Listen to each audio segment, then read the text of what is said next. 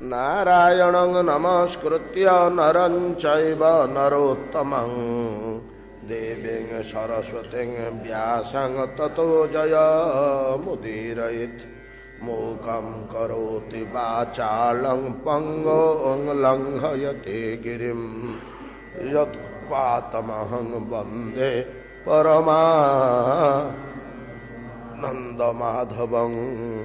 यत्कृपात् वन्दे परमानन्दमाधवं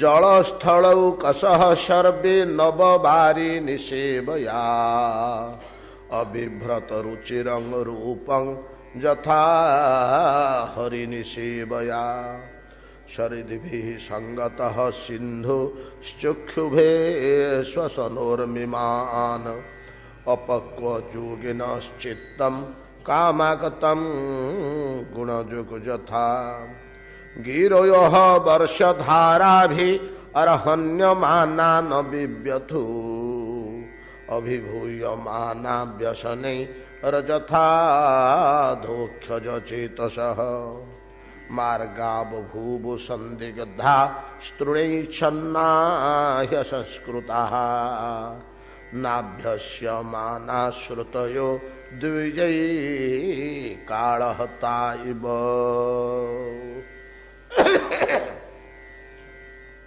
श्रील सूत गोस्वामी कहते शौनकादि मुनिगण श्रवण करंतु। मधुर प्रावृट काल वर्षा ऋतु प्रवेश करते वृंदावन शोभा अत्यंत मनोरम हो उठला। सुखदेव गोस्वामी वृंदावन बनर केवल वृंदावन कहीं वर्षा ऋतुर आगमन रे समग्र विश्व आमर आर्यावर्त भारत वर्ष आमर ये चतुर्मास्या बोली रही। ये चतुर्मास्या शब्द बा काल विश्वर अन्यान्य स्थान मानक न थाई पारे किंतु आर्यावर्त रही चतुर्मास्या आकुमारी हिमाचल व्रतचर्या समस्ते करती नाना विधि नीति नियम सब रही। आम महाप्रभुंर हरिशयन हरि उत्थापन पार्श्व परिवर्तन इत्यादि समस्त कार्य चतुर्मास्या व्रत को नहीं हो एकादशी मानक चतुर्मास्य काल तो सुखदेव गोस्वामी कहते ये चतुर्मास्या वर्षा ऋतुटा विश्व पे जगत पे प्राण स्वरूप वर्ष थरे प्राण संचार हो गला। ये वर्षक पे विश्व को उज्जीवित शक्तिशाली करी रखिब विभिन्न प्रकार दृश्य को सुंदर सुंदर आध्यात्मिक और नैतिक उपमा प्रदान करी वर्षा ऋतुर वर्णना करुछंती सुखदेव गोस्वामी एक आध्यात्मिक छंदरे आध्यात्मिक ढंगरे गिरयोः वर्षधारा भी अर्हण्यमाना न बिव्यथु अभिभूयमाना व्यसने और जथा अधोक्षज चेतसः गिरयः गिरिशृंग प्रभृति काली आलोचना है श्लोक गिरिशृंग प्रभृति पर्वत गुड़िक वर्षधारा भी इंद्र द्वारा प्रहारित वर्षा करका विद्युत वज्र प्रभृति आघात बेसी मात्रा रे सहूचंदी किए से पर्वत गुड़ाक क्या वृष्टिपात पर्वत रे बेसी शतकड़ा 80 भाग वृष्टि पर्वत रे एवं ए करका पात वज्रपात विद्युत पात एगुड़ाक सब से ही सहूचंदी किंतु एते आघात सहिले मध्य गिरिवर स्थाणु अविचलित निश्चल होकर छिड़ा है व्यथित होने विचलित होने एते आघात पाई मध्य वृष्टि आघात विचलित होने धीर स्थिर भाव रही बरं तार समस्त मैला धूली नहीं कि वर्ष सारार जीवजंतु पड़ी कंकाल चमड़ा प्रभृति गछ लता सुखी जाइथिबा डाल पतर खत जहाँ सब मैला जिनिस ये सब धोई धाई सफा ही सुंदर रूप धरी बाहर कीदृश गिरय वर्षधारा भी अर्हण्यमाना न विव्यथु किपरि व्यथित हो नहीं ନା ଅଭିଭୂୟମାନା ବ୍ୟସନୈ ଯଥା ଅଧୋକ୍ଷଜ ଚେତସଃ ସାଧୁ ବ୍ୟକ୍ତି ମୁନି ଋଷି ହରିଭକତ ଈଶ୍ୱର ପରାୟଣ ବ୍ୟକ୍ତି ଭଗବାନଙ୍କ ଉପରେ ଯାହାର ବିଶ୍ୱାସ ଅଛି ସାଧୁ ସନ୍ଥ ଗଣ ଏମାନେ ତ ଅବଜ୍ଞାତା ତିରସ୍କୃତା ସ୍ତବଧା ଯାହା କିଛି ହେଲେ ମଧ୍ୟ କୋଉଠି ଅବଜ୍ଞା ପାଇଲେ, କୋଉଠି ତିରସ୍କାର ପାଇଲେ, କୋଉଠି ଅପବାଦ ପାଇଲେ, କୋଉଠି ଆଘାତ ପାଇଲେ, ଏଥିରେ ଯେମିତି ଅବିଚଳିତ ରହନ୍ତି। ସାଧାରଣ ଲୋକ ଯେମିତି ପ୍ରତିକ୍ରିୟା ପ୍ରକାଶ କରେ, ରାଗିଯାଏ, କିଏ ଅଭିଶାପ ଦିଏ, କିଏ ପ୍ରତିବାଦ କରେ, କିଏ ସେ ପୁନରାଘାତ କରେ, ପ୍ରତ୍ୟାଘାତ କରେ, କିନ୍ତୁ ସାଧୁସନ୍ଥ ମାନଙ୍କର କିଛି ନାହିଁ। ଯେତେ ଦୁଃଖ ଆସିଲେ ମଧ୍ୟ, ଯେତେ ବ୍ୟଥା ଆସିଲେ ମଧ୍ୟ ବ୍ୟଥିତ ନ ହୋଇ ସବୁ ସହିଯାଆନ୍ତି।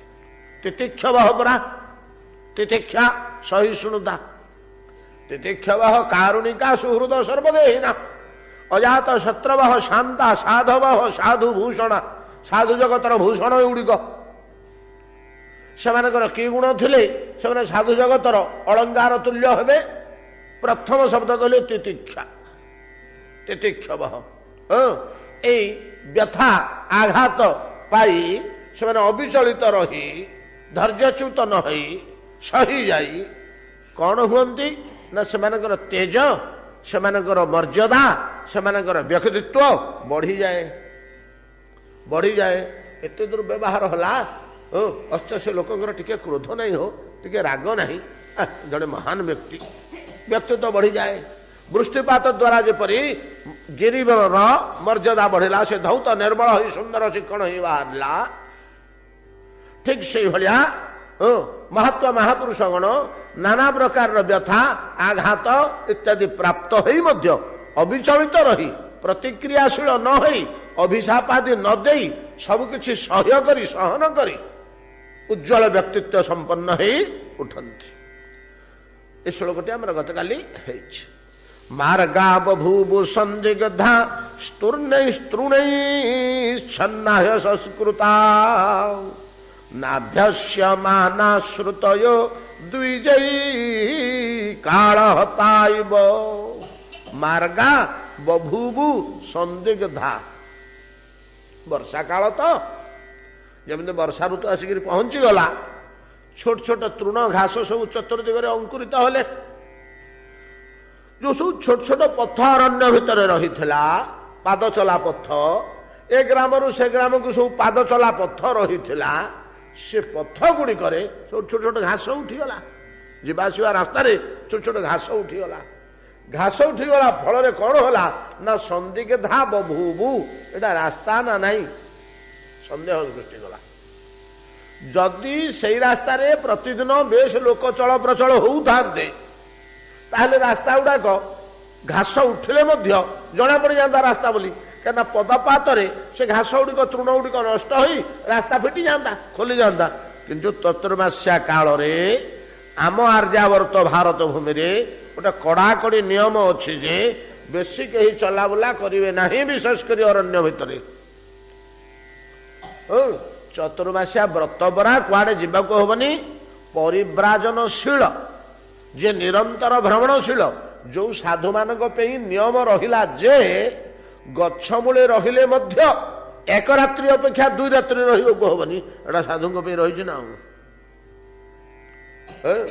ଆମର ଯୋଉ ସନ୍ନ୍ୟାସ ମାନେ 4 ଭାଗରେ ବିଭକ୍ତ କରାହେଇଛି, ସପ୍ତମ ସ୍କନ୍ଧରେ ବର୍ଣ୍ଣନା ହେଇଛି, ଏଟା ଶାସ୍ତ୍ରୀୟ ନିୟମ। ଏବଂ ଯତି ନିୟମ ପ୍ରଭୃତି ଯୋଉ ଗ୍ରନ୍ଥ ରହିଛି, ଶାସ୍ତ୍ର ସବୁ ରହିଛି। ଯତି ଧର୍ମ ପ୍ରଦୀପିକା, ତା ନାଁ ହଉଛି ଯତି ଧର୍ମ ପ୍ରଦୀପିକା। ସନ୍ନ୍ୟାସୀ ମାନଙ୍କର ଆଚରଣଟା ସେଥିରେ ରହିଛି ଖୁବ୍ ଇଏ ଭାବରେ, ବିସ୍ତୃତ ଭାବରେ ପୁଙ୍ଖାନୁପୁଙ୍ଖ। ତା ନାଁ ହଉଛି ଯତି ଧର୍ମ ପ୍ରଦୀପିକା। ସେଇ ଅନୁସାରେ ଓ ଅନ୍ୟାନ୍ୟ ଶାସ୍ତ୍ର ତଥା ବେଦର ନିର୍ଦ୍ଦେଶ ଅନୁସାରେ ସାଧୁମାନେ ଗୋଟିଏ ବୃକ୍ଷ ମୂଳରେ ରହିଲେ ମଧ୍ୟ, ଗୋଟିଏ ବାରଣ୍ଡାରେ ରହିଲେ, ଗୋଟିଏ ଘରେ ରହିଲେ ଏକ ରାତ୍ରିରୁ ଅଧିକା ରହିପାରିବେନି। ତେଣୁ ସେମାନଙ୍କୁ ପରିବ୍ରାଜକ କୁହାଯାଏ ନା। ନିରନ୍ତର ପଳେଇ ପଳେଇ ଯାଉଛନ୍ତି ସେମାନେ, ଗତିଶୀଳ ସର୍ବଦା। ବହତେ କା ନଦୀ ଚଲତେ କା ସାଧୁ। ଯେମିତି ନଦୀ ନିରନ୍ତର ବହି ଯାଉଥାଏ ଏମିତି ସାଧୁମାନେ ନିରନ୍ତର ଚାଲିଥାନ୍ତି। ଆଉ କାହିଁକି ନା ଗୋଟିଏ ସ୍ଥାନରେ ଯଦି ମାସେ 2 ମାସ 3 ମାସ 6 ମାସ ରହିଯିବ ସେ ଜାଗାଟି ପ୍ରତି ଆସକ୍ତି ଓ ମମତା ଆସିବ। ଏପରିକି ବୃକ୍ଷ ମୂଳରେ ମଧ୍ୟ ଯଦି ସାଧୁ ଅରଣ୍ୟ ଭିତରେ ଦିନକ ପାଖକୁ 3 ଦିନ ଗୋଟିଏ ଗଛ ମୂଳେ ରହିଗଲା, ଚତୁର୍ଥ ଦିନ ଯଦି ସେଠି ଗୋଟେ ପକ୍ଷୀଟେ ଆସିକି ଉପରେ ବସା ବାନ୍ଧିଲା ସେ ତାକୁ ତଡ଼ିବ। ଆଉ ଏଠି ମଇଳା କରିବ, ଏଠି ମୁଣ୍ଡ ଉପରେ ବସା ବାନ୍ଧିଲାଣି, ସେ ଜାଗା ମୋର ବୋଲିକି ଆସିଲା। କିନ୍ତୁ ତାର ସେ ବସା ବାନ୍ଧୁଛି, ତୁ ତଡ଼ିବାକୁ କିଏ? କାରଣ ଏ ଜାଗାଟି ମୋର। ସେ ଜାଗାଟି ଟିକେ ସଫା ସୁତରା କରିବ, କଣ୍ଟା ଗଛ ଥିଲେ ତାକୁ ଭାଙ୍ଗିକିରି ଫୋପାଡ଼ିବ। ତାର ସେଟା ରହିବା 3 ଦିନ 4 ଦିନ ହେଲା ରହିଲାଣି। ସେଠି ଖାଲ ଢିପ ଥିଲେ ତାକୁ ଟିକେ ସମତଳ କରିବ। ସେଠି କୌଣସି ଅଙ୍କୁର ଉଠିଲେ ତାକୁ ଭାଙ୍ଗିକିରି ଫୋପାଡ଼ିବ, ନାଇଁ କି? ଶୁଖିଲା ପତ୍ର ଝଡ଼ିକିରି ପଡ଼ିଲେ ତାକୁ ସଫା ସୁତରା କରିବ। ଆଉ ଜଣେ ଯଦି କିଏ ଆସିକି ଶୋଇ ପଡ଼ିଲା ସେଠି, ମୁଁ 4 ଦିନ ହେଲା ଏଠି ଶୋଉଛି, ତୁ ସିଆଡ଼େ ଯା, ମୋ ଜାଗାରେ କାହିଁ ଶୋଉଛୁ? ମୋ ଜାଗା ଆସିଗଲା, ଏ ଆସକ୍ତିଟା ଆସିବ। ଗଛ ମୂଳେ ଅରଣ୍ୟ ଭିତରେ ଏକାଧିକ ଜୀବ ବାସ କଲେ ଆସକ୍ତି ଆସିବା ସ୍ୱାଭାବିକ, ମୋର ବୋଲି ଆସିବା ସ୍ୱାଭାବିକ। ଏଣୁ ସାଧୁସନ୍ଥ ମାନଙ୍କ ପ୍ରତି ନିୟମ ଅଛି ଯେ ଗୋଟିଏ ବୃକ୍ଷ ମୂଳେ ଅରଣ୍ୟରେ ଯଦି ମଧ୍ୟ ବାସ କରୁଛନ୍ତି, ଗୋଟିଏ ଗୁମ୍ଫା କି ଗୋଟିଏ ବୃକ୍ଷ ମୂଳରେ ଗୋଟିଏ ରାତ୍ରିରୁ ଅଧିକା କାଳ ପର୍ଯ୍ୟଟକ ରହିବେ ନାହିଁ, ପରିବ୍ରାଜକ ରହିବେ ନାହିଁ। ପର୍ଯ୍ୟଟକ ନାହିଁ, ପରିବ୍ରାଜକ ରହିବେ ନାହିଁ, ଏ କଡ଼ାକଡ଼ି ନିୟମ ରହିଲା। ଯୋଉ ଶାସ୍ତ୍ର ସାଧୁମାନଙ୍କ ନିମନ୍ତେ ପରିବ୍ରାଜନ ପାଇଁ 1 ଦିବସରୁ ଅଧିକା ଏକ ସ୍ଥାନରେ ନ ରହିବା ପାଇଁ କଡ଼ା ନିୟମ କଲେ, ସେଇ ଶାସ୍ତ୍ର ପୁଣି ନିୟମ କଲେ ଚତୁର୍ମାସରେ ସାଧୁମାନେ ଗୋଟିଏ ସ୍ଥାନ ଛାଡ଼ି ଆଉ କୁଆଡ଼େ ହେଲେ ଯିବେନି। ଗୋଟିଏ ସ୍ଥାନ ଛାଡ଼ି ଆଉ କୁଆଡ଼େ ହେଲେ ଯିବେନି, ଗୋଟିଏ ସ୍ଥାନରେ ରହିବେ। ଚତୁର୍ମାସିଆ ବ୍ରତ ଆମ ପୁରୀରେ ଏ ନିୟମଟି କେବଳ ଶଙ୍କରାଚାର୍ଯ୍ୟ ପାଳନ କରୁଛନ୍ତି। ଶଙ୍କରାଚାର୍ଯ୍ୟ ପାଳନ କରୁଛନ୍ତି। ଏ ଚତୁର୍ମାସିଆ ବ୍ରତରେ ସେ କୁଆଡ଼େ ଯାଆନ୍ତିନି, ତାଙ୍କ ଆଶ୍ରମ ଭିତର ବାହାରକୁ ବାହାରନ୍ତି ନାହିଁ। ଏଟା କଡ଼ା ନିୟମ ଥିଲା, ଶାସ୍ତ୍ରୀୟ ବିଧି ଏଇଟା ଚତୁର୍ମାସିଆ ବ୍ରତ। କାହିଁକି କାହିଁକି ନିୟମଟା କରାହେଇଛି? ଯୋଉମାନଙ୍କୁ 1 ରାତ୍ରିରୁ ଅଧିକା ରହିବା ପାଇଁ ମନା କରୁଛି ଯୋଉ ଶାସ୍ତ୍ର, ସେଇ ଶାସ୍ତ୍ର ପୁନର୍ବାର ସେଇମାନଙ୍କ ପାଇଁ ଗଢୁଛି ଯେ ଚତୁର୍ମାସିଆ ସମୟଟାରେ ସେମାନେ କୁଆଡ଼େ ଯିବାକୁ ହବନି।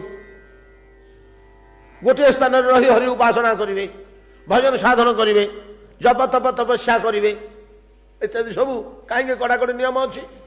ଆମମାନେ ତାକୁ ନିର୍ଣ୍ଣୟ କରୁ ଯେ ଆମର ସାଧାରଣ ବୁଦ୍ଧିରେ ଆଜିକାଲି ସିନା ରାସ୍ତାଘାଟ ସେତୁ ଇତ୍ୟାଦି ନାହିଁ ଗଲା, ବୃଷ୍ଟିପାତର ପରିମାଣ ମଧ୍ୟ କମିଗଲା। ଆଗେ ଚତୁର୍ମାସରେ 4 ମାସ ଆଗ ନିରନ୍ତର ବୃଷ୍ଟିପାତ ହେଉଥିଲା, ରାସ୍ତା ସବୁ କାଦୁଅ ପଙ୍କିଳ ହେଇଯାଉଥିଲା, ଖାଲ ମାନଙ୍କରେ ପାଣି ଭର୍ତ୍ତି ହେଇଯାଉଥିଲା, ନଦୀ ନାଳ ଭର୍ତ୍ତି ହେଇଯାଉଥିଲା। ଆଉ ଯିବେ କେମିତି? ନଦୀ ନାଳରେ ତ ବଢି ଚାରିଆଡ଼େ, ଗିରିନାଳ ମାନଙ୍କରେ ପ୍ରଖର ଜଳ ସ୍ରୋତ, ତେଣୁ କୁଆଡ଼େ ନ ଯିବା ପାଇଁ ବୋଲି ଆମେ ଭାବୁଛୁ ଏଇ କାରଣରୁ, କିନ୍ତୁ ପ୍ରକୃତରେ ତା ନୁହେଁ, ଏଟା ଆମର କଳ୍ପନା। ପ୍ରକୃତରେ ଶାସ୍ତ୍ର କହୁଛନ୍ତି କାହିଁକି ଚତୁର୍ମାସିଆ ବ୍ରତରେ କେହି ବାହାରେ ବୁଲାବୁଲି କରିବେ ନାହିଁ, ତାର କାରଣ ହେଉଛି କୋଟି କୋଟି ଜୀବ, କୋଟି କୋଟି କୀଟ ଓ କୋଟି କୋଟି ବୀଜ ଅଙ୍କୁରିତ ହେବେ। ବର୍ଷକ ଯାକ ଯେତେ ଫଳ ଯୋଉଠି ପାଚି ଫାଟିକିରି ପଡ଼ିଥିଲା ମାଟିରେ, ସେ କ'ଣ ନଷ୍ଟ ହେଇଯିବ କି? ଭୂସ୍ପର୍ଶରେ ଥିଲା ପର୍ଯ୍ୟନ୍ତ ସେ ଠିକ ଥିବେ। ପାଣି ପାଇଲା କ୍ଷଣି ଗଜା ହେବେ, ପାଣି ପାଇଲା କ୍ଷଣି ଯେମିତି ବର୍ଷା ହବ ଗଜା ହେବେ। ଚତୁର୍ଦିଗରେ କୋଟି କୋଟି କୀଟ ଏବଂ କୋଟି କୋଟି ବୀଜ, ତାର କ୍ଷୁଦ୍ର ଅଙ୍କୁର, ଏ ଦିଟାକ ଜୀବ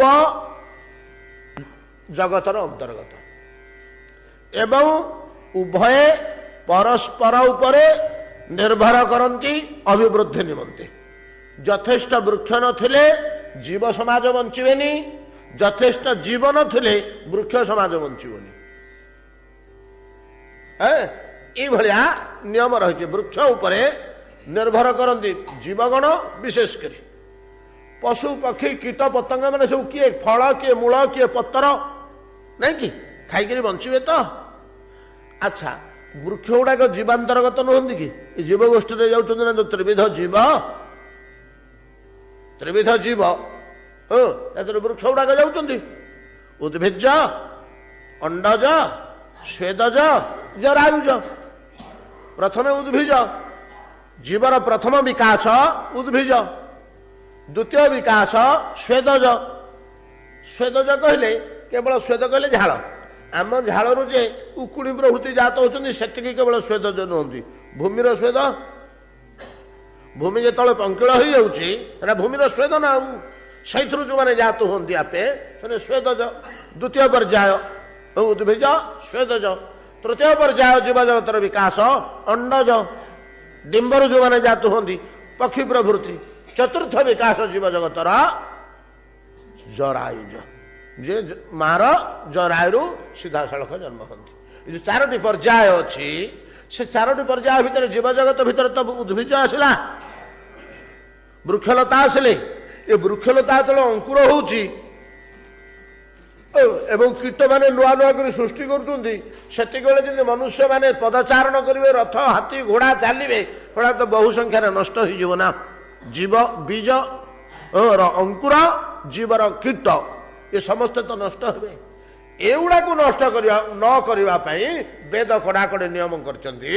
ଚତୁର୍ମାସ୍ୟାରେ କେହି ବିଚରଣ କରିବେନି ବାହାରେ, ଗୃହ ଭିତରେ ରହି ଭଜନ ସାଧନ କରିବେ। କେବଳ କୃଷକମାନଙ୍କ ପାଇଁ କୃଷି କାର୍ଯ୍ୟର ବ୍ୟବସ୍ଥା ଛଡ଼ା ଶାସ୍ତ୍ର ନିଷିଦ୍ଧ କରିଛନ୍ତି। ଆଉ ଅନ୍ୟ କୁଆଡ଼େ ହେଲେ ବିଚରଣ କରିବେ ନାହିଁ, ଚଲାବୁଲା କରିବେ ନାହିଁ। କୁଟିଚକ, ବହୁଦକ, ଯୋଉ ସବୁ ସନ୍ନ୍ୟାସୀର ଶ୍ରେଣୀ ଅଛି, ପରିବ୍ରାଜକ, ଶ୍ରମଣ, ସନ୍ନ୍ୟାସୀ ମାନେ ଚାରି ଭାଗରେ ବିଭକ୍ତ। କୁଟିଚକ, ଯାହାର ବୈରାଗ୍ୟ ଆସିଲା, ସନ୍ନ୍ୟାସ ଗ୍ରହଣ କରିବାକୁ ଇଚ୍ଛା ହଉଛି, ଘରେ ଆଉ ରହିବାକୁ ଚାହୁଁନି, ଗୃହ ତ୍ୟାଗ କଲା, ନିଜର ଜମି କି ବଗିଚା କି ପଦର କି କଣ ଯଦି ଘରଠୁ 2 କିଲୋମିଟର 3 କିଲୋମିଟର 5 କିଲୋମିଟର ଦୂରରେ ଅଛି, ସେଇଠି କୁଡ଼ିଆଟିଏ ତିଆରି କରି ଜଳର ସୁବିଧା ଯୋଉଠି ଅଛି ସେଇଠି ରହିବ, ଘରକୁ ଆସିବନି। ସେ ବି ଗୋଟେ ପ୍ରକାର ସନ୍ନ୍ୟାସ। ଏଟା ପ୍ରାଥମିକ ଅବସ୍ଥା। ଘରର ଖବର ସବୁ ଶୁଣିବାକୁ ପାଉଥିଲେ ମଧ୍ୟ ଗୃହ ଘରେ ଖାଇବନି କି ଘରକୁ ଆସିବନି, ଘରେ ପାଦ ପଡ଼ିବନି। କିନ୍ତୁ ଘରଠୁ 4-5 କିଲୋମିଟର ଦୂରରେ, 2-3 କିଲୋମିଟର ଦୂରରେ, ମାଇଲ 2 ମାଇଲ ଦୂରରେ ତାର ଯୋଉଠି ଜମି ଜମା ଖଣ୍ଡେ ଥିଲା, ସେଠି କୁଡ଼ିଆ ଫୁଡ଼ିଆଟିଏ ତିଆରି କରି ସେଠି ସେ ରହୁଛି। ଏମାନଙ୍କୁ କୁହାଯାଏ କୁଟିଚକ। ବହୁଦକ, ଏମିତି ଜନ୍ମେ 2 ଜନ୍ମ କୁଟିଚକ ହେଲା ପରେ ଆଉ ତାର ଘର ପାଖରେ ମଧ୍ୟ ରହିବାକୁ ଇଚ୍ଛା ହୁଏନି। କାହିଁକି ନା ପରିବାରର ଦୁଃଖ ସୁଖ ଭଲ ମନ୍ଦ ଶୁଣିବା ମଧ୍ୟ ତା ପାଇଁ ଡିଷ୍ଟର୍ବ କଲା, ତାକୁ ତାର ହରିଭଜନରେ ବାଧା ଦେଲା। ତେଣୁ ସେ ଛାଡ଼ିକିରି ସେ ସ୍ଥାନ ପଳଉଛି। ତେଣୁ କଣ କଲା ସେ ନା ତୀର୍ଥ ଭ୍ରମଣ କଲା। ତାପରେ ହେଲା ପରିବ୍ରାଜକ, ଗ୍ରାମରୁ ଗ୍ରାମେ ବୁଲି ବୁଲି ବୁଲିକିରି ପରିବ୍ରାଜ କରିବା। ଶେଷଟା ହେଲା ଶ୍ରମଣ। ଶ୍ରମଣ ପାଇଁ କୌଣସି ନିୟମ ନାହିଁ। ଯେମିତି ଆମର ମହାପ୍ରସାଦକୁ କୌଣସି ଦୋଷ ଛୁଇଁବନି, ଶ୍ରମଣକୁ କୌଣସି ଦୋଷ ଛୁଇଁବନି। ମହାତ୍ମା, ମୁଁ ଥରେ 2 ଥର କହିଛି ଆପଣଙ୍କୁ, ମହାତ୍ମା ନିଗମାନନ୍ଦ ଯେତେବେଳେ ଆସାମର ତାଙ୍କର ସେ ଆଶ୍ରମଟାର ନାଁ କଣ, ପ୍ରଥମେ ଯୋଉଟା କେଡ଼େ ସୁନ୍ଦର ଆଶ୍ରମଟା, ଆସାମରେ ଗୋଟିଏ ଆଶ୍ରମ ପ୍ରତିଷ୍ଠା କରିଥିଲେ, ସେଟା ତାଙ୍କର ପ୍ରଥମ ଆଶ୍ରମ। ସେ ଆଶ୍ରମକୁ ଯାଉଛନ୍ତି, ନଦୀରେ ଗୋଟେ ଆସାମର ଗୋଟେ ନଦୀ ପାର ହୋଇ ଡଙ୍ଗାରେ ଯାଉଛନ୍ତି। ଚୌକି ଖଣ୍ଡେ ପଡ଼ିଛି, ତାପରେ ନିଗମାନନ୍ଦଜୀ ବସିଛନ୍ତି। ସେଠି ଆଉ 2-4 ଜଣ ବ୍ରାହ୍ମଣ ମଧ୍ୟ ବିଦ୍ୱାନ ଜ୍ଞାନୀ ଲୋକ, ସେମାନେ ସେ ଡଙ୍ଗାରେ ମଧ୍ୟ ପାର ହେଉଛନ୍ତି। ଜଣେ ବ୍ରାହ୍ମଣ ବିନୟ ହେଇକରି କହିଲେ, ମହାଶୟ ଆପଣ କଣ କେବଳ ଫଳମୂଳ ଆଉ ଦୁଗ୍ଧପାନ କରନ୍ତି, କଣ କିଛି ଅନ୍ନ ଭକ୍ଷଣ କରୁନାହାନ୍ତି? ଏଇ ଧାରଣା ଆମର ରହୁଛି। ତେଣୁ ସେ ଗୋଟେ ପଚାରିଲେ। ନିଗମାନନ୍ଦଜୀ କହିଲେ, କାହିଁକି? ମୁଁ ତ ଦିନରେ 3 ବାର ଭାତ ସହ ମାଂସ ଭକ୍ଷଣ କରେ। ଇଏ ଟିକେ ସଂକୁଚିତ ହେଲେ ବ୍ରାହ୍ମଣ କହିଲେ, ଆପଣ ମତେ ତାଚ୍ଛଲ୍ୟ କରୁଛନ୍ତି କି? ଥଟ୍ଟାରେ ଏମିତି କହୁଛନ୍ତି କି? ମୁଁ ଆପଣଙ୍କୁ ପଚାରୁଥିଲି, ଟିକେ କ୍ଷୁଣ୍ଣ ହେଲା। ନିଗମାନନ୍ଦଜୀ ବତେଇ ଦେଲେ, କହିଲେ, ବ୍ରାହ୍ମଣ ଗୋସାଇଁ ଆପଣ ବ୍ୟଥିତ ହୁଅନ୍ତୁନି, ମୁଁ ଆପଣଙ୍କୁ ତାଚ୍ଛଲ୍ୟ କରୁନି, ମୁଁ ବାସ୍ତବ କଥା କହୁଛି। ଆପଣ ହେଲେ ବ୍ରାହ୍ମଣ, ଆମେ ହେଲୁ ଶ୍ରମଣ। ଆପଣମାନେ ସତ୍ୱଗୁଣର ସାଧକ, ଆମେମାନେ ହେଲୁ ନିସ୍ତ୍ରୟୀ ଗୁଣ୍ୟର ସାଧକ। କଣ ବୁଝିପାରୁଛନ୍ତି କଥାଟା? ସତ୍ୱଗୁଣର ଯିଏ ସାଧକ, ସେ ମନ୍ଦ ଜିନିଷ ଗୁଡ଼ିକ ପରିତ୍ୟାଗ କରି କେବଳ ଭଲ ଜିନିଷ ଗୁଡ଼ିକ, ଶୁଦ୍ଧ ଅଶୁଦ୍ଧ ପଦାର୍ଥକୁ ବର୍ଜନ କରି, ଖାଦ୍ୟ ପେୟ ବସ୍ତ୍ର ଆଚରଣ ଚାଲିଚଳନ ଇତ୍ୟାଦି ସବୁଥିରେ ଅଶୁଦ୍ଧ ପଦାର୍ଥକୁ ପରିତ୍ୟାଗ କରି ଶୁଦ୍ଧ ପଦାର୍ଥକୁ ଗ୍ରହଣ କଲେ ତାର ସାତ୍ୱ ଗୁଣଟା ବଢ଼ିବ, ସାତ୍ୱିକ ସ୍ୱଭାବର ସିଏ ହବ। କିନ୍ତୁ ଶ୍ରମଣ ପାଇଁକି ଭଲ ମନ୍ଦ ବୋଲି 2ଟା ଜିନିଷ ଭେଦ କିଛି ନାହିଁ, ସବୁଗୁଡ଼ାକ ତାର ଏକାକାର। ତେଣୁ ତା ଭିତରେ ଦୁଗ୍ଧରେ କି ମାଂସରେ ଶ୍ରମଣ ପାଇଁ କିଛି ଫରକ ନାହିଁ। କଣ ବୁଝିପାରିଲେ? ଏଟା ହଉଛି ବାସ୍ତବ ଜିନିଷ। ବୁଝିବା ପାଇଁ ସେ କଥାଟି କହୁଥିଲେ। ଶ୍ରମଣ ମାନଙ୍କ ପାଇଁ କୌଣସି ବିଧିବିଧାନ ନୀତି ନିୟମ ନାହିଁ। ଏଇ ଶ୍ରମଣ ମାନେ ନିରନ୍ତର ଭ୍ରମଣଶୀଳ, ପରିବ୍ରାଜକ ମଧ୍ୟ ଭ୍ରମଣଶୀଳ, ଆଉ ତା ସହିତ ବହୁଦକ ମଧ୍ୟ ଭ୍ରମଣଶୀଳ। କେବଳ କୁଟିଚକଙ୍କର ଭ୍ରମଣ ବ୍ୟବସ୍ଥା ନାହିଁ। ଏଇ କଡ଼ାକଡ଼ି ନିୟମ ପୁଣି କହୁଛନ୍ତି ଚତୁର୍ମାସରେ କେହି କୁଆଡେ ଘୁଞ୍ଚିବାକୁ ହବନି। ଯେ ଯୋଉଠି ଅଛ, ଯୋଉଦିନ ଚତୁର୍ମାସ ଆରମ୍ଭ ହେଇଗଲା, ଆଷାଢ ଶୁକ୍ଳ ଏକାଦଶୀ, ସେଦିନ ଯୋଉଠି ଥିବ ସେଠି ରହିବ। କୋଉ ପର୍ଯ୍ୟନ୍ତ? ନା କାର୍ତ୍ତିକ ଶୁକ୍ଳ ଏକାଦଶୀ ପର୍ଯ୍ୟନ୍ତ। କାହିଁକି? ନା ନହେଲେ ଜୀବଜଗତର ବହୁ କ୍ଷତି ହେଇଯିବ, ବହୁ ଅଙ୍କୁର ପାଦରେ ଚକଟି ହେଇ ନଷ୍ଟ ହେଇଯିବ, ବହୁ କୀଟ ମରିଯିବେ।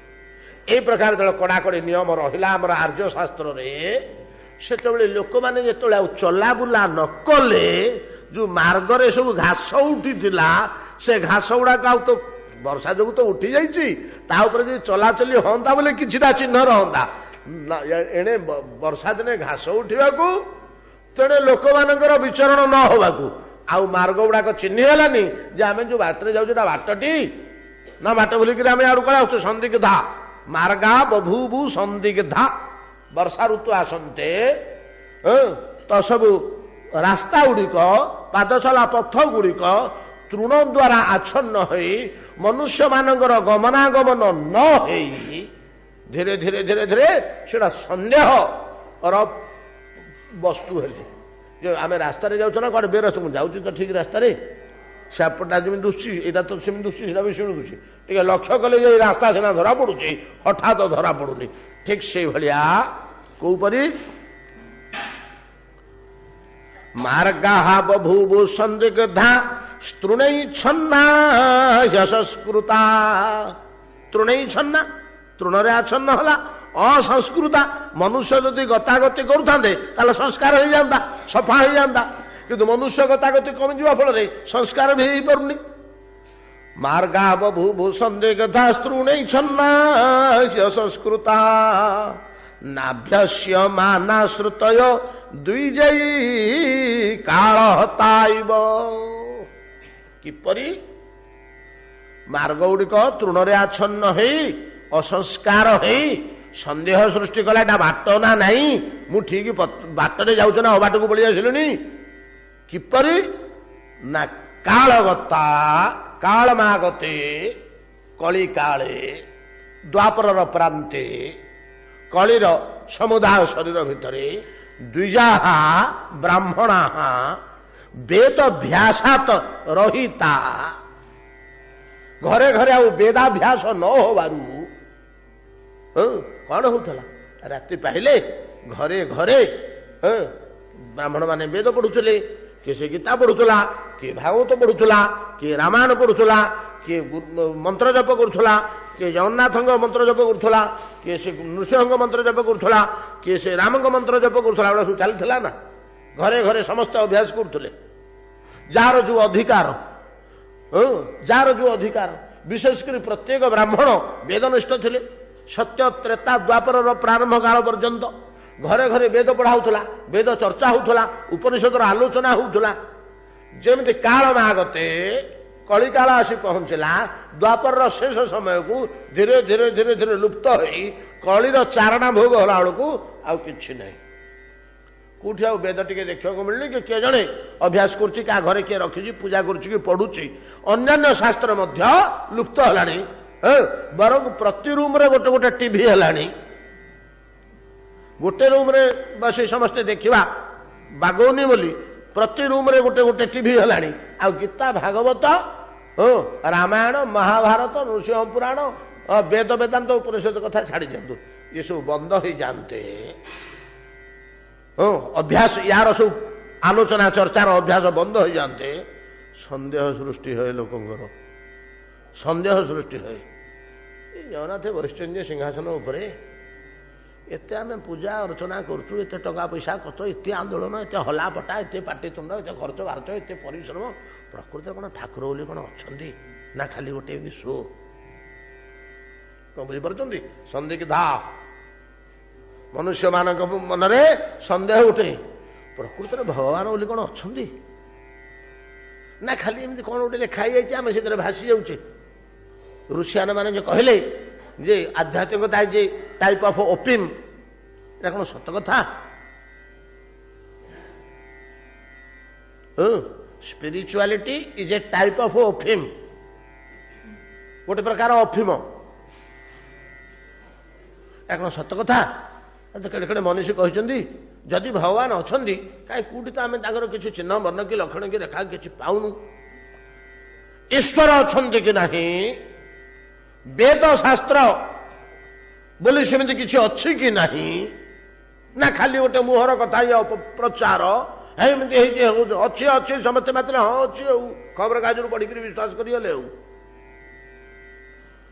वेद और ईश्वर भगवान रामकृष्णादि यांकर अस्तित्व उपरे संदेह आसे समाज रे लोकंकर प्रकृति अच्छा ना गोटे गोटे प्रहसन्न जदि प्रहसन्न ताले एते त्याग विराग मु आइष टिके खाइबिनी सिनेमा टिके देखिबिनी होटल रे बसिबिनी भल लुगापटा टिके रंगीनी पिंधिबिनी कहीं एत कष्ट मो जीवन बीतेबी सबू सर्वस्व साथी कहीं ईश्वर अच्छा प्रकृति सन्देह मन रे जात करे कहीं ना जेहेतु शास्त्र आलोचना कमीगला तो बुझिपारे ना ईश्वरंकर अस्तित्व उपरे मानव समाजर संदेह आसिक पहुंचे जपरी तृणाछन्न असंस्कृत रास्ताटा नहीं संदेह आसे ये ठीक रास्ता ना नहीं ना पड़ियाटे मुझे बसीगली ठीक रास्तार मुझे जाऊँ ना पड़ियाटे को पड़े वेदाभ्यास अभाव कली काल ईश्वर अस्तित्व उपरे जपरी संदेह आसे मार्ग गुड़िक बर्तमान से प्रकार संदेहर वस्तु हो पड़ी वर्षा ऋतु मार्गा बभूव संदिग्धा स्त्रोई छन्ना संस्कृता नाभ्यस्यमाना श्रुतयो न अभ्यसमाना श्रुतयो श्रुति और श्रुति अनुगत वेद अनुगत अन्य धर्मशास्त्रादि अभ्यास बंद हो द्विजय काल हता इव लोकबंधुषु मेघेशु विद्युत चल सौहृदा स्तर्जन चक्रु कामेन्य पुरुषेषु गुणेषु लोकबंधुषु मेघेशु विद्युत चल सौहृदा ये जो मेघ वर्षा ऋतु आकाश रे उठेला ये मेघ जलदान कला नहीं कि तप्त विश्व को ग्रीष्म काल उत्तप्त हो ना विश्व कौन जली उठी एकदम वर्षा टिके जदि 8 दिन गड़ीगला के व्याकुल आम मान मन पड़ुनी ई वर्षर कथा टिके डेरी होगला वर्षा कि कथा पोड़ीगला सब जलीगला सब कूअरे पानी टिके नहीं पोखरी पानी टिके नहीं देह मुंड जली जाऊँगी जो मेघ उठे टे वर्षा पड़ा से वर्षा तो जलदान नुह मानव समाज को जीवन दान नहीं कि शस्य खाद्य पेय उभय जोगेला कौन तेणु एक प्रकार जीवन दान जलर मध्य अन्य नाम जीवन नहीं कि पय किलालम अमृतम जीवनम भुवनम वनम ये 7टी ना हूँ पानी पय किलालम अमृतम जीवनम भुवनम वनम तार गोटे ना हूँ जीवन तेणु मेघ जे जलदान कला एटा जलदान नुह एक प्रकार जीवन दान अतएव लोकबंधु मनुष्य मानकर सबुठ बड़ बंधु किए हो असमयर बंधु अच्छा प्रतिबदल आम मेघ को कौन देचु से आमको जलदान कला कि जीवन दान कला कि शस्य दान कला आम ताकू कौन देलु पैसा देचु तार प्रतिबदल कौन देचु प्रतिबदल किसी न पाई जे दान करुची ताठू बड़ बंधु आउ किए अच्छी ताठू कई गुणवान व्यक्ति किए अच्छी ताठू दयावान व्यक्ति आउ किए अच्छी मेघ जे कौन सी प्रत्युपकार को अपेक्षा न रखी प्रतिदान को अपेक्षा न रखी जलदान करुचे जीव समाज को मानव समाज केवल नुह समस्त जीव समाज को जीवन दान करुची एड़े सुंदर दयावान गुणवान बंधु स्वरूप मेघ ता पाखे पाखे ତା ପ୍ରିୟା ଚପଳା ଅଛି ଅଛି କିନ୍ତୁ ସ୍ଥିର ହିଁ ରହୁନି ତା ପାଖରେ। ତାର ଯୋଉ ବନ୍ଧୁତା ଗୁଣବାନ ମେଘ ସହ ତାର ଯୋଉ ବନ୍ଧୁତା ଚପଳା ଚଞ୍ଚଳା ବର୍ଷା ଋତୁର ବର୍ଣ୍ଣନା ତ ବର୍ଷା ଋତୁର ଶୋଭା ବର୍ଣ୍ଣନା କରୁଛନ୍ତି। ତା ନିକଟରେ ସ୍ଥିର ହୋଇ ରହୁନି। ବିଦ୍ୟୁତ ବିଜୁଳି କିରେ ଏଟା ଗୁଣବାନ ଲୋକଟେ ସବୁ ଗୁଣରେ ସେ ଧୁରନ୍ଧର ସର୍ବପୂଜ୍ୟ ପର୍ଜନ୍ୟ ଦେବ ତା ନାଁ। ଆଉ କଣ ଖରାପ ଲୋକଟେ ଯେ ତୁ ତା ପାଖ ଛାଡିକିରି ପଳେଇ ଯାଉଛୁ ତାକୁ ହତାଦର କରିକିରି ବାହାର କରିଦଉଛୁ। ଯଥା ତ ସ୍ୱତନ୍ତ୍ରା ନାରୀ ଅର୍ଥାତ ଗଣିକା 12 ନାରୀ ଏମାନେ ଯେତେ ଗୁଣବାନ ପୁରୁଷ ହେଲେ ମଧ୍ୟ କିଏ ପଣ୍ଡିତ କିଏ ବିନୟୀ କିଏ ଦାନଶୀଳ କିଏ ସେ ବିଦ୍ୱାନ ନାଇଁ କି କିଏ ସେ ବେଦଜ୍ଞ ଗୁଣବାନ ପୁରୁଷ ହେଲେ ମଧ୍ୟ ସ୍ଥିର ବନ୍ଧୁତା ରଖେ ନା ଗଣିକା। ତଦ୍ରୂପ ସ୍ଥିର ବନ୍ଧୁତା ରଖୁନି ବିଜୁଳି ମେଘ ପାଖରେ। ଏଇଟା ମନୁଷ୍ୟମାନଙ୍କୁ ବେଶ୍ୟାଗମନରୁ ନିବୃତ୍ତ କରିବା ନିମନ୍ତେ ଉପଦେଶ। ଲୋକବନ୍ଧୁ ସୁମେଘେଷୁ ବିଦ୍ୟୁତଶ୍ଚଳ ସୌହୃଦା ସ୍ତୈର୍ଯ୍ୟଂ ନ ଚକ୍ରୁ କାମିନ୍ୟ ପୁରୁଷେଷୁ ଗୁଣେଶ୍ୱବ। ଗୁଣବାନ ପୁରୁଷ ହେଲେ ମଧ୍ୟ ଯେପରି ପରିତ୍ୟାଗ କରେ କିଛି ଦିନାନ୍ତେ ଗଣିକା ତଦ୍ରୂପ ଗୁଣବାନ ମେଘକୁ ବିଦ୍ୟୁତ ପରିତ୍ୟାଗ କରୁଛି। ଧନୁର ବିୟତି ମାହେନ୍ଦ୍ରମ୍ ନିର୍ଗୁଣଞ୍ଚ ଗୁଣିନ୍ୟ ଭାତ ବ୍ୟକତେ ଗୁଣ ବ୍ୟତି କରେ ଗୁଣବାନ ପୁରୁଷ ଯଥା। ଧନୁର ବିୟତି ମାହେନ୍ଦ୍ରମ୍ ନିର୍ଗୁଣଞ୍ଚ ଗୁଣିନ୍ୟ ଭାତ। ଧନୁର ବିୟତି ମାହେନ୍ଦ୍ରମ୍ ମାହେନ୍ଦ୍ର ଧନୁ ଇନ୍ଦ୍ରଧନୁ ଆକାଶରେ ଇନ୍ଦ୍ରଧନୁ ପଡ଼ିଲା ବର୍ଷା ଋତୁରେ। ବର୍ଷା ଋତୁର ଇଏ ଗୋଟିଏ ଦୃଶ୍ୟ ଯେ ଆକାଶରେ ବିଶାଳ ଇନ୍ଦ୍ରଧନୁ ଦେଖାଯାଏ।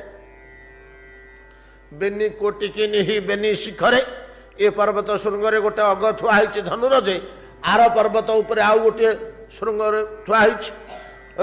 ଆକାଶର ଫାଳେ ମାଡ଼ି ବସିକିରି ବିଶାଳ ଧନୁ ଇନ୍ଦ୍ରଧନୁ। ବେନି କୋଟିକି ନେହି ବେନି ଶିଖରେ ତ୍ରିବର୍ଣ୍ଣ ଜ୍ୟୋତି ଧାରା ସୃଜି ଅମ୍ବରେ ମଣ୍ଡେ ଜିମୁତ ଭାଲ ଶକ୍ର କାର୍ମୁକ। ତ ଆକାଶର ଭାଲ ଦେଶକୁ ତ୍ରିପୁଣ୍ଡ ତୁଲ୍ୟ ମଣ୍ଡି ଦେଇଛି ଯୋଉ ଇନ୍ଦ୍ରଧନୁ। ତ ଧନୁ আর বিয়তি বিয়তি আকাশে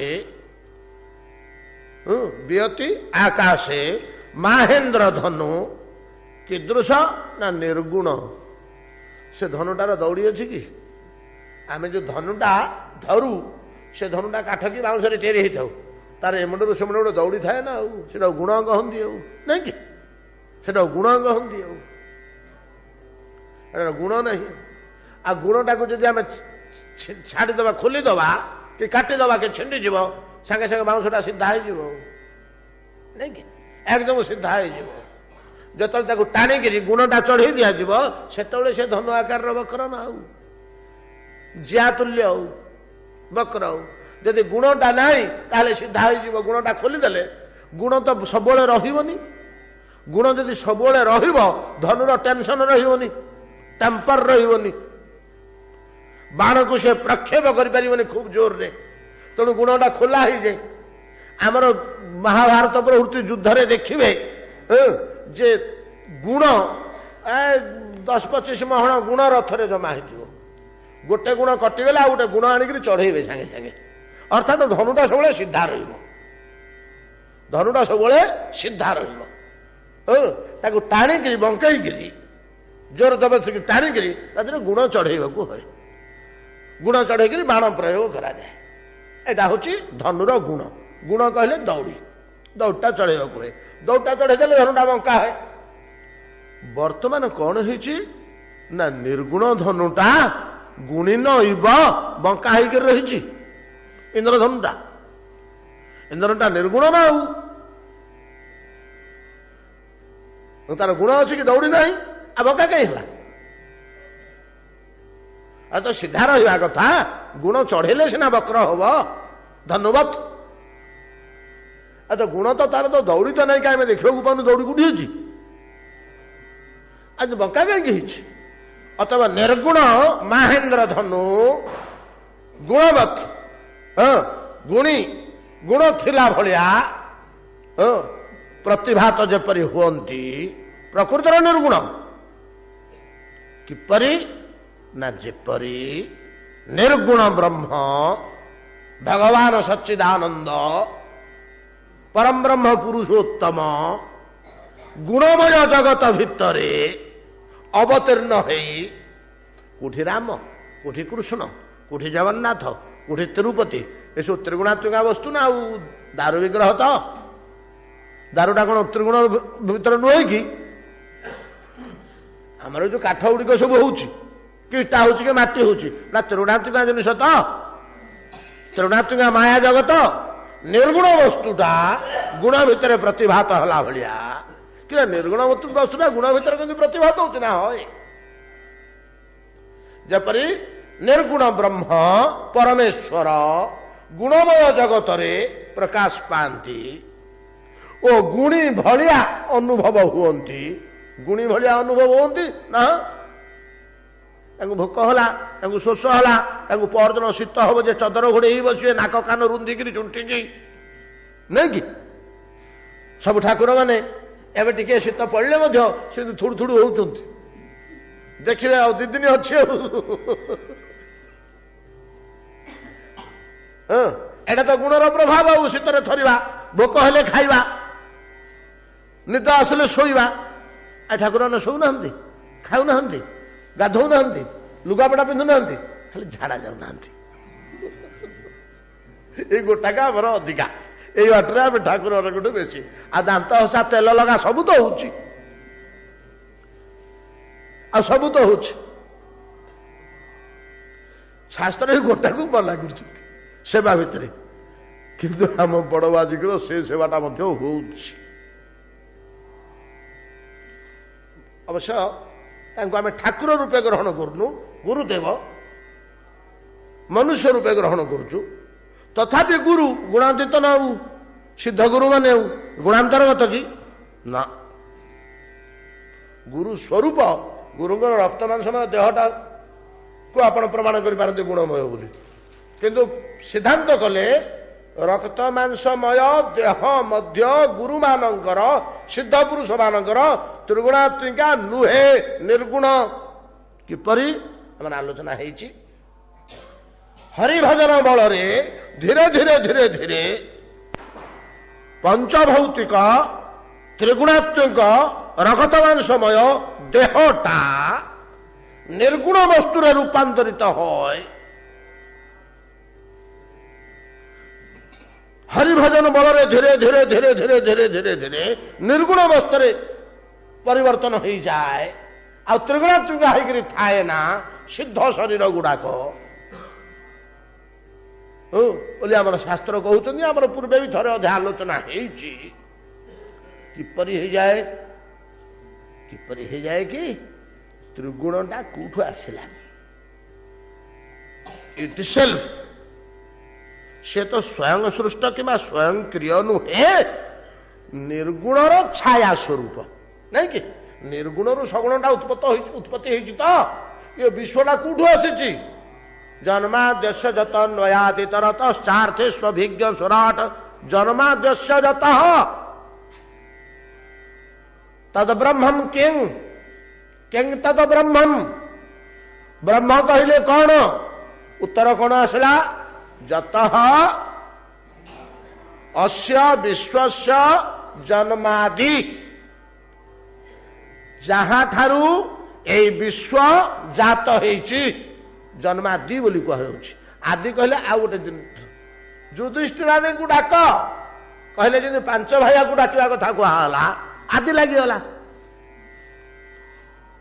ଯୁଧିଷ୍ଠିରାଦିଙ୍କୁ ଡାକ କି ଭୀମାଦିଙ୍କୁ ଡାକ, ଆଦି ଲାଗିଗଲେ 5 ଭାଇକୁ ବୁଝେଇବ,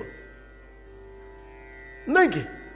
ଠିକ ସେଇଭଳିଆ ଜନ୍ମାଦି कहले जन्म स्थिति विलय तीनटा को बुझेब जन्म स्थिति विलय तीनटा को बुझेब इदं विश्व कस्मात् जात ब्रह्मात् जात ब्रह्मे स्थित ब्रह्मे विलयित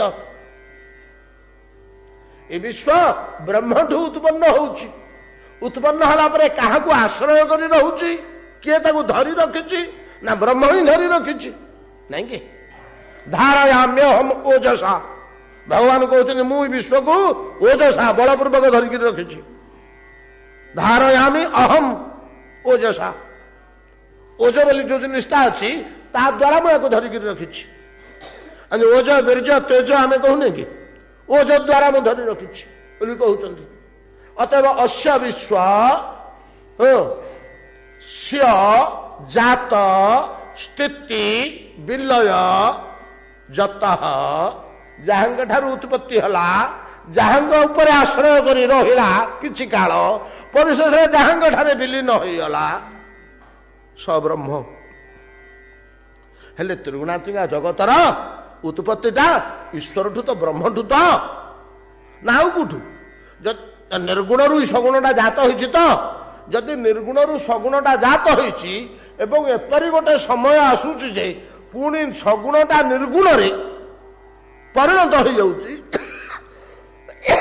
तेज निर्गुण और सगुण भितर गोटे सामान्य प्रभेद किछि अछि हरिभजन बल साधु सन्थ गण गुरुवर्ग सिद्धि लाभ करी साहंकर सगुण देहटा को निर्गुण रे रूपांतरित कर दै थांती ता कोन सगुण देहटा निर्गुण रे रूपांतरित होबार दृष्टांत कोन देले वेदांत शास्त्र यथा फलानि पक्वानि वृक्षेषु यथा फलानि पक्वानि वृक्षेषु जेपरी फल पाचिगला गछरे आंबुटे फली से आंबुटे जो कंचा थिला मासकर होइथिला से एडुटी होइथिला नेलिया दुसुथिला खट्टा लागुथिला कषा बासुथिला लसिया गंधौथिला ए गुण गुड़ाक तार थिला जेतोळे से पाचिगला सेतोळे कोन हला ना लाल होइगला स्वर्णवर्ण होइगला बासना हला खट्टा नाई मिठा होइगला लसिया गंध आसिलानी सबुटा तार बदलीगला बर्तमान दिमास तलर कंचा आंबटा जोटा गछरे लटकी थिला बर्तमान पाचिला आंब भितर गोटे विशेष परिवर्तन आम देखुने कि देखुने आंबटार वर्ण गंध स्वाद आकृति पत्थर भलिया टाण होइतला नरम होइगला नहीं कि स्पर्श आकृति वर्ण गंध स्वाद सब तो बदली जाइए सब बदली जाइए ये गोटे अलग जिनिस से गोटे अलग जिनिस हो जाइए बर्तमान आउ कंचा आंबटी जो गछरे दि मास तले लटकी थिला से गोटे अलग जिनिस बर्तमान जो आज पाचिक लाल टहटह हो हलदिया वर्ण पड़ी दुसुची आंबटी गछरे बासुची जे से कंपई दउची से अंचल बड़ लोभनीय देखा जाउची ये गोटे अलग जिनिस कंचा आंबटा गोटे अलग जिनिस अच्छा से जो आंबटा थिला सेटा को आमे बाहर कर जाइकरी कंचाटा को ईटा को नहीं सिटी खंजिलु कि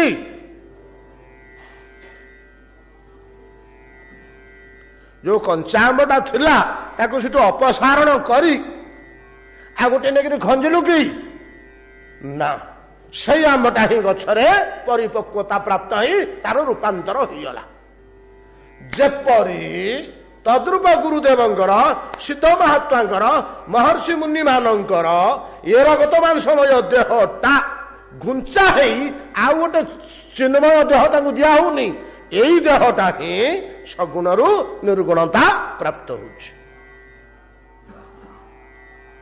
यही देहटा ही सेमानकर सगुण निर्गुणता प्राप्त होछि रगत मांसमय देहरु सच्चिदानंदमय बा चिन्मय शरीर परिणत होडाक शास्त्र वाक्य शास्त्र निर्णय करुचंती निरूपण करुचंती बहु विचार होइछि बहु युक्ति तर्क होइछि बहुत कथा कुहाइछि एते उच्चतर कथा कुहाइछि जे ता भितरे हमर ब्रेन एते शार्प नुह ताको पसिके फील करिवा पेंगी ତଥାପି ଫିଲ୍ କରିବ ଆମେ ତାପରେ 2 ଦିନ 3 ଦିନ ଘାଣ୍ଟିଲେ କିଛିଟା ଆମେ ତା ଭିତରକୁ ଗତି କରିବା। 10 ମିନିଟ 5 ମିନିଟର କଥା ଏଗୁଡାକ ନୁହେଁ। ସଗୁଣ ବସ୍ତୁଟା ନିର୍ଗୁଣ ହେଇଯାଇପାରୁଛି, ଅଥବା ନିର୍ଗୁଣରୁ ସଗୁଣଟା ଉତ୍ପତ୍ତି ହେଉଛି, ପୁଣି ଥରେ ସଗୁଣଟା ନିର୍ଗୁଣରେ ପରିଣତ ହେଉଛି ପ୍ରଳୟ କାଳରେ। এই সগুণ জগତରେ শুদ্ধ ନିର୍ଗୁଣ ବ୍ରହ୍ମ ପ୍ରକାଶିତ ହେଲା ଭଳିଆ ଆକାଶରେ ଇନ୍ଦ୍ରଧନୁ ସ୍ୱୟଂ ନିର୍ଗୁଣ ହେଲେ ମଧ୍ୟ ସଗୁଣ ଇବ ଭାତି, ବଙ୍କା ହେଇ ରହିଛି ଗୁଣ ଜଳେଇଲା ଭଳିଆ, ସଗୁଣ ଇବ ଭାତି। ତଦ୍ଭୁତ ଏଇ ଜଗନ୍ନାଥ ଆମର, ଏଇ ରାମକୃଷ୍ଣ କୃଷ୍ଣ ପ୍ରଭୃତି, ଏମାନେ ସଗୁଣ ଭଳିଆ ଜଣା ପଡୁଥିଲେ ମଧ୍ୟ ଏମାନେ ସମସ୍ତେ ନିର୍ଗୁଣ ସଗୁଣ ତୁଲ୍ୟ ଭାତି। କଣ ବୁଝିପାରିଲେ ତ? ସଗୁଣ ଭଳିଆ ଜଣା ପଡୁଛନ୍ତି। ଖାଇଲେ ଶୋଇଲେ, ସୀତା ହଜିଯିବାରୁ ରାମ କାନ୍ଦିଲେ, ଜରାସନ୍ଧ ବାଡେଇବାରୁ ଘର ଗାଁ ଛାଡିକିରି ପଳେଇଲେ କୃଷ୍ଣ, ନିର୍ଗୁଣ ଇବ ଭାତି। ଶତ୍ରୁକୁ ଗାଳି ଦେଲେ, ମିତ୍ରକୁ ଆଲିଙ୍ଗନ କଲେ, ଏଟା ସଗୁଣ ଇବ ଭାତି, କିନ୍ତୁ ନହେଲେ ନିର୍ଗୁଣ। କଣ କହୁଛନ୍ତି? ଧନୁ ବିୟତି ମାହେନ୍ଦ୍ରମ୍ ନିର୍ଗୁଣଞ୍ଚ ଗୁଣନ୍ୟ ଭାତ। ଗୁଣୀ ତୁଲ୍ୟ ଆଭାତ ଯଦିଚ ସ୍ୱୟଂ ନିର୍ଗୁଣ ଯଥା ବ୍ୟକତେ ଗୁଣ ବ୍ୟତିକରେ। ଗୁଣ ବ୍ୟତିକର ମାୟାମୟ ଜଗତ ନାଇଁ କି? ଗୁଣ ବ୍ୟତିକର ମାୟାମୟ ଜଗତ ରେ ପୁରୁଷ ନିର୍ଗୁଣ ହେଇ ମଧ୍ୟ ଯେ ଅବତାର କାଳରେ ମୂର୍ତ୍ତି ରୂପରେ, ବିଗ୍ରହ ରୂପରେ ଗୁଣ ତୁଲ୍ୟ ଭାତି। ଏଠି କହୁଛନ୍ତି ଯେ ଯେତେ ମୂର୍ତ୍ତି ଆମେ ଦେଖୁଛେ ଇଏ ଆମକୁ ଗୁଣୀ ଭଳିଆ, ତ୍ରିଗୁଣାତ୍ମିକା ଭଳିଆ ଜଣା ପଡୁଥିଲେ ମଧ୍ୟ କାଠଟା କାଠ ଭଳିଆ ଦୁଶୁଛି, ପାଷାଣଟା ପାଷାଣ ଭଳିଆ ଦୁଶୁଛି, ଦେହଟା ଦେହ ରକ୍ତ ମାଂସ ଭଳିଆ ଦୁଶୁଛି, କିନ୍ତୁ ନ, ଏଟା ନିର୍ଗୁଣ। ନିର୍ଗୁଣ ଗୁଣ ହେବ ଭାତି। କିପରି ନା ଯେପରି ଇନ୍ଦ୍ରଧନୁଟା ନିର୍ଗୁଣ ହେଇ ମଧ୍ୟ ଗୁଣବନ୍ଧ ହେଇଥିଲା ଭଳିଆ ଭାତି ଜଣା ପଡୁଛି। ଭଗବାନ ଅବତୀର୍ଣ୍ଣ ହେଇ ଆସନ୍ତି, ସିଂହାସନରେ ମୂର୍ତ୍ତିମାନ ହେଇ ବସିଥାନ୍ତି, ଏଟା ନିର୍ଗୁଣ ବ୍ରହ୍ମ। ତମେ ଗ୍ରହଣ କର। ଏଇଲେ ତମେ ବୁଝିପାରିବନି। ଆଜ୍ଞା ଆମେ ତ ବୁଝିପାରୁନୁ ଏଟା କେମିତି ନିର୍ଗୁଣ। ଏଟା ତ କାଠଟା, ପଥରଟା, ଅଷ୍ଟଧାତୁଟା ଆଜ୍ଞା 30 କିଲୋ ଓଜନ ହେଇଛି, ଆମେ ଓଜନ କରୁଛୁ, ଟେକିକିରି ବୋହି ନଉଛୁ ଆଣୁଛୁ। ଆଉ କେମିତି ହବ ନା? ହଁ ତମେ ହେଲେ ବୁଝିପାରିବ ଏଟା କେମିତି ନିର୍ଗୁଣ। ତମକୁ ଗୁଣ ଭଳିଆ ହିଁ ସେଇଟା ଫିଲ୍ ହବ। ତୁମେ ଯେତେବେଳେ ସ୍ୱୟଂ ନିର୍ଗୁଣତ୍ୱ ପ୍ରାପ୍ତ ହବ ସେତେବେଳେ ସେ ଜିନିଷଟାକୁ ବୁଝିବ। ବର୍ତ୍ତମାନ ନିର୍ଗୁଣର ଅନୁଭୂତି ତମର ନଥିବାରୁ, ନିର୍ଗୁଣର ଅନୁଭୂତି ତମର ନଥିବାରୁ ସ୍ମରଣକୁ ଆସିବ କେମିତି? ଯୋଉଟା ଆମେ ଜୀବନରେ ଭୋଗିଲେ ସେଟା ସ୍ୱପ୍ନ ଦେଖିପାରିବା ନାଇଁ। ଯୋଉଟା ଜୀବନରେ କେବେ ଭୋଗ ହେଇନି ସେଟା ସ୍ୱପ୍ନରେ ଦୁଶିବନି। ଫିଲ୍ ଆସିବ କୋଉଠୁ? ସ୍ୱପ୍ନରେ ଦୁଶିବ ଫିଲିଂଟା। ଯୋଉଟା ଇନ୍ଦ୍ରିୟରେ ଭୋଗ ହେଇଛି ସେଇଟା ହିଁ ସ୍ୱପ୍ନରେ ଆମର ଅନୁଭୂତିକି ଆସିବ, ଅନୁଭବ କରିହବ। ଠିକ ତଦ୍ରୂପ ସ୍ୱୟଂ ନିର୍ଗୁଣ ନହେଲେ ଏସବୁ ବସ୍ତୁ ଗୁଡ଼ିକ ଗୁଣମୟ ହିଁ ଅନୁଭବ ହବ। ଯେହେତୁ ବର୍ତ୍ତମାନ ଆମେ ଗୁଣମୟ ଅବସ୍ଥାରେ ଅଛେ, ନହେଲେ ବାସ୍ତବିକ ଏଗୁଡ଼ିକ ନିର୍ଗୁଣ ପଦାର୍ଥ, ଏଟା ଗୁଣମୟ ପଦାର୍ଥ ନୁହେଁ। ଧନୁର୍ ବିୟତି ମାହେନ୍ଦ୍ର ନିର୍ଗୁଣଞ୍ଚ ଗୁଣିନ୍ୟ ଭାତ। ବ୍ୟକତେ ଗୁଣ ବ୍ୟତିକରେ ଅଗୁଣବାନ ପୁରୁଷୋ ଯଥା। ଏଠି ଖଣ୍ଡ ଅକାରଟେ ଅଛି, ଅଗୁଣବାନ ପୁରୁଷୋ ଯଥା। ନରରାଜ ରୂପୋଚ୍ଛନ୍ନ ସ୍ୱଜୋଚ୍ଛନା ରାଜିତୈ ଘନୈ ଅହଙ୍ଗମତ୍ୟା ଭାସିତୟା ସ୍ୱଭାଷା ପୁରୁଷୋ ଯଥା। କଣ କହୁଛନ୍ତି?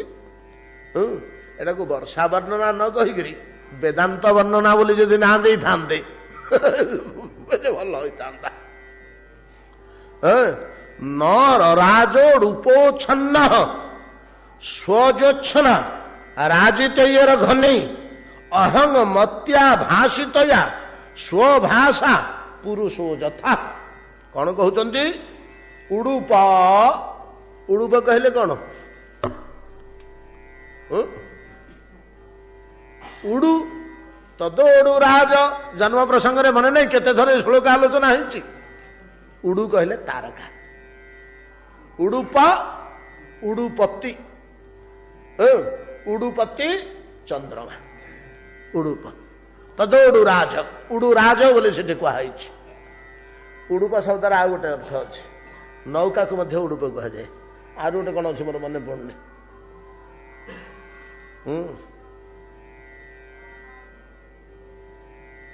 उपेन्द्र भंज लेखार से तीन टाक उड़ूप को एकाठी गंजी अलग अलग अर्थ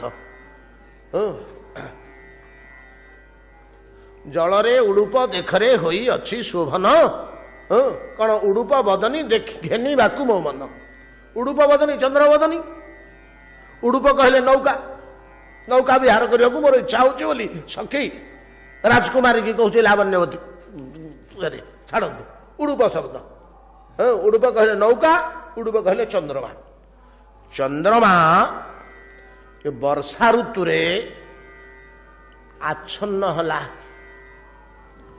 कला मेघ द्वारा पूरा ढांकी हो जाए कला मेघ द्वारा पूरा ढांकी हो जाए आउ जना पड़ुची चंद्रटा अच्छी सेठी उदय अच्छी सीठी अच्छी कि जोत्सना नहीं कहीं ना खूब पतला जहाँ को कुब्झ टीका बा कुहुड़ी बोली कहा जाए सघन मेघ नुह पतला कुहुड़ी भलिया मेघ ताकू ढांकी आपण लक्ष्य करेंगे जो चंद्रमंडल पड़ चंद्र चारिपटे चंद्रमंडल पड़ेनि से चंद्र दुषुव मंडल दुषुव कि ज्योत्सनाटा स्पष्ट हो न पतला मेघ ताकू कुब्झ टीका कह जाए कुहुड़ी भलिया जिनिस कुहुड़ी भलिया पतला मेघ द्वारा उड़ूप चंद्र आच्छन्न हुए विश्वास होची चंद्रटा ये अच्छी किंतु दुषुनी पतला मेघ ढांगी तो विश्वास होची चंद्रटा ये पड़ी आसला यही जगह अच्छी ये जगह कौटी अच्छी देखा जाऊनी पतला मेघ ढांगी पतला मेघ ढांग से पतला मेघटा आमको जना पड़ुची दुषुची केमिति पतला मेघटा आमको दुषिला हो एटा तो दुषिया कथा नुह ना चंद्रर किरण पड़ुथबारु सेटा दुषुची जदि चंद्रर किरण न था चंद्र उदय न था आम आकाश में पतला मेघ को देखी पारते कि अंधकार रे बुझे इटा न बुझे से बुझे कड़ा जिनिस आसूची आकाश रे चंद्रमा को कुब्झ टीका मय पतला मेघ आच्छन्न करछि वर्षा ऋतु स्वाभाविक मझे मझे 2 दिन 4 दिन भाया हे चंद्र उदय होते चंद्र देखा जाए ना ज्योत्सना विकृत हुए ना कहीं आकाश को चाहला बेलू देखा जाए जे पतला मेघ द्वारा ढांकी किंतु पतला मेघ गुड़ाक दुषे पतला मेघ गुड़ाक दुषे कपा फुट भाया देखा जाए ना कि कपा फुट भाया देखा जाए खंड खंडिया है कपा सब गदा कला भाया देखा जाए चंद्र दुषुनी युड़ा दुषुची अच्छा जो कपा फुट भाया मेघटा धड़ा मेघटा दुषुची कला घन मेघ नुह धड़ा मेघटा दुषुची जदि चंद्र उदय हो न था अंधार राति होता ताहले आपन को से धड़ा मेघटा दुषंता कि दुषंता नहीं दुषंता नहीं वर्तमान कहीं दुषुची चंद्र उदय होइछि बोली दुषुची चंद्र उदय होइछि बोली दुषुची चंद्रर किरण द्वारा दुषुची ना नहीं हेले कहा द्वारा मेघ गुड़ाक देखा जाऊँगी आमको आम बारी पार्छु जो मेघ उठे पतला धड़ा मेघ ना चंद्र किरण द्वारा स्वज्योत्सना भी निज ज्योत्सना द्वारा प्रकाशित होउथिबा धड़ा कुब्झ टीका मेघ जेपरी चंद्र को आच्छन्न कर दिए तारी किरण द्वारा प्रकाश पाऊँची ना प्रकाश पांदानी अथच जी ताको प्रकाश करुच्ची ताको ढांकी देछि कौन बुझिपारे ना यही कथा ठीक कहते जार किरण द्वारा धड़ा मेघटी प्रकाश पाऊँची आम जापु देखिपु ना अप्रकाश ही अंधकार रही जाता से प्रकाशित होची समस्ते जापर धड़ा मेघ आकाश अच्छी बोली जार किरण द्वारा ताकू जपरी ढांकी दिए नरराज उड़ूप छन्न स्वज्योत्सना राजित घन स्वज्योत्सना द्वारा राजित प्रकाशित घन द्वारा आच्छन्न उडूप चंद्रमा न राज देखा गलानी विराजित हेलानी न राज विराजित हेलानी दृश्य हेलानी नर राज रूपो छन्न स्वजोच्छना राजित घनै यथा अहंगमत्या भाषितया स्वभाषा पुरुषो यथा। आम भीतर जो अहंकार जो इंद्रिय जो बुद्धि आउ मन ये कहा द्वारा प्रकाश पाउछन्ति ये भितर थिबा ईश्वरांश द्वारा तो जदि ईश्वरांश भितर छाड़िकी पलैब मनर कल्पना शक्ति रहिब मृत शरीर रे बुद्धिर विवेचना शक्ति रहिब जीभर स्वाद चाखिबा शक्ति रहिब कानर शुणिबा शक्ति रहिब ये देहरु पिंडरु जीवन छाड़िकी पलैले आखिर देखिबा शक्ति रहिब अजा बुढ़ा मरीगले अजा बुढ़ा मरीगले आमे ताके आखि की मेला करिया जोर करी नाती माने मारी बसिक मेला कले अजा मु किए कहल कहब मृत अजा कहे कि तार आखि दुसुची आखि की आखि कहीं काम करनी जहा द्वारा काम करुला प्रकाशित होता से पड़ेगा नहीं कि कान कहीं शुणुनी ना जहा द्वारा मेघ प्रकाशित होला भलिया ज्योत्सना द्वारा चंद्रमार ज्योत्सना द्वारा जार तेज द्वारा चैतन्य द्वारा चेता चेतना जार चैतन्य द्वारा कान कार्य करुला जार चैतन्य द्वारा जिह्वा कार्य करुला जार चैतन्य द्वारा मन कार्य करुला जार बुद्धि चैतन्य द्वारा बुद्धि कार्य करुला आत्मार चैतन्य नामक शक्ति द्वारा एगुड़ाक कार्यक्षम होचन तो कौन बुझीपार कि नहीं चंद्रर ज्योत्सना नामक किरण द्वारा मेघ प्रकाशित होला भलिया आत्मार चैतन्य नामक शक्ति द्वारा बुद्धि मन इंद्रिय गुड़ाक प्रकाशित होचन तो नहीं कि हेले चंडाल 11 टाक मिसी आत्मा को ढांकी देइचंती आत्मा को आम देखिपु कि अनुभव होची मन बोले अनुभव होची पकुड़ी दीटा खाइबा मन होची ठंडा पड़ला नहीं कि मन बोलिक आम फिल करुचे बुद्धि बोलिक फिल करुचे इंद्रिय मान को फिल करुचे ये सब गुड़ा को फिल करुचे आत्मा बोली गोटे जिन फिल होची आत्मा बोली गोटे जिन फिल होची ना कहीं होनी ना अहंकार द्वारा ढांकी अहंकार ही चेतना स्वरूप ये 11 को काम करुच अहंग बोध मुत्व अहंकार कहले मु भाव मु बोलिक आमर जो अवबोध अहंगत्या अहंकार द्वारा ये चेतना कहले आम सहजरे बुझा अहं कहले आम सहजरे बुझीपारानी अहम शब्दटा दार्शनिक मान चढ़ी धरवे आम बोका गुड़ाक आमको से चेतना कहले आम गोटे प्रकार धरवा अहंगमत्या बोली कहीदेले अहंगमान अहंगमत्या अहमानता अहंगमत्या अहंगमानता चेतना चेतना द्वारा इंद्रिय गुड़ाक कार्य करुले प्रकाशित होते यही गुड़ाक द्वारा आत्मा ढांकी ही जाइए ये भितर जीवात्मा अच्छी बोली आमको मोटे दोषुनी जदि भितर आत्मा भगवान अंश पुरुष अच्छी बोलिक आमको दोषंता आम क्या चापड़े मारते क्या गाली दिंते क्या धक्के पकाते क्या घृणा करते एटा करते जो दूषंता आमको जदि सकल शरीर आत्मा दूषंता आम दुर्व्यवहार करते कि केबे नहीं केबे करें भगवान अंश दुर्व्यवहार केमती करवा भय आसंता क्या दुर्व्यवहार करवा हेटी मंदिर को जाऊे जे 5 थर गोड़ थी मुंडिया मारी मारी मारी जाऊे सब पाउछ रे तारी अंश को आम दुर्व्यवहार करदे पारिबा करें दुशुनी बोलिकी ତାକୁ ନାନା ପ୍ରକାର ଚୋର ଚଣ୍ଡାଳ କରି ଗାଳି ଦେଇ ଧକିଆ ମାରି ନାନା ପ୍ରକାର ଘୃଣା ଈର୍ଷା ଛେପ ପକାଉଛେ ତା ଉପରେ, କାହିଁକିନା ସେ ଭିତରୁ ଜିନିଷଟା ଦୁଶୁନି। କିଏ ଢାଙ୍କି ଦେଇଛି? ହଁ, ଅହଙ୍କାର ଢାଙ୍କିଛି। ଅହଙ୍କାର ଦ୍ୱାରା ଚାଳିତ ବା ଉତ୍ପନ୍ନ ଏକାଦଶ ଇନ୍ଦ୍ରିୟ ଏମାନେ ଢାଙ୍କିଛନ୍ତି। ଏଗୁଡାକ କେମିତି ବଞ୍ଚିଛନ୍ତି? ଇନ୍ଦ୍ରିୟ ଗୁଡାକ ତାରି ଚେତନା ଦ୍ୱାରା ଏଟା କାର୍ଯ୍ୟ କରୁଛନ୍ତି। ନହେଲେ ଏଟା ଅକାମୀ ହେଇଯାନ୍ତେ। ଇଏ ଅକାମୀ ହେଇଗଲେ ଆଉ ଢାଙ୍କି ପାରନ୍ତିନି। ଏଟା କାମ କରିବାରୁ ଢାଙ୍କୁଛନ୍ତି ନା ଆଉ।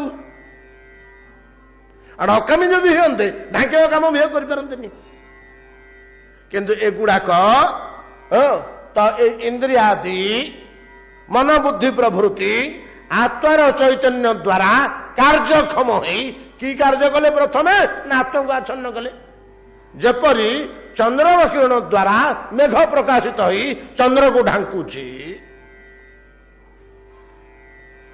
କିପରି? ନା ଯେପରି ଆତ୍ମାର ଚୈତନ୍ୟ ଦ୍ୱାରା ଇନ୍ଦ୍ରିୟ ମାନେ ପ୍ରକାଶିତ ହୋଇ ଆତ୍ମାକୁ ଢାଙ୍କି ଦଉଛନ୍ତି, ଠିକ ସେ ପ୍ରକାର ଚନ୍ଦ୍ରର କିରଣ ଦ୍ୱାରା ମେଘ ପ୍ରକାଶିତ ହୋଇ କାହାକୁ ଢାଙ୍କୁଛି? ଚନ୍ଦ୍ରମାଙ୍କୁ ଢାଙ୍କୁଛି। ନରରାଜୋଡୁପୋ ଛନ୍ନ ସ୍ୱଜୋତ୍ସନା ରାଜିତୈ ଘନୈ ଅହଙ୍ଗମତ୍ୟା ଭାଷିତୟା ସ୍ୱଭାଷା ପୁରୁଷୋ ଯଥା ମେଘାଗମୋଚ୍ଛବା ହୃଷ୍ଟା ପ୍ରତ୍ୟନନ୍ଦୋ ଶିଖଣ୍ଡିନଃ ଗୃହେଷୁ ତପତା ନିର୍ବେର୍ଣ୍ଣା ଯଥାଚ୍ୟୁତ ଜନାଗମେ। ବଢିଆ ଶ୍ଲୋକଟିଏ। ଡେରି ହେଇଗଲାଣି, ସମୟ ହେଇଗଲାଣି 7:20। ଏତିକିରେ ଥାଉ ଆଜି। ଆସନ୍ତା କାଲି ବାକି ପରବର୍ତ୍ତୀ ବାକ୍ୟ ଗୁଡ଼ିକ ଦେଖିବା।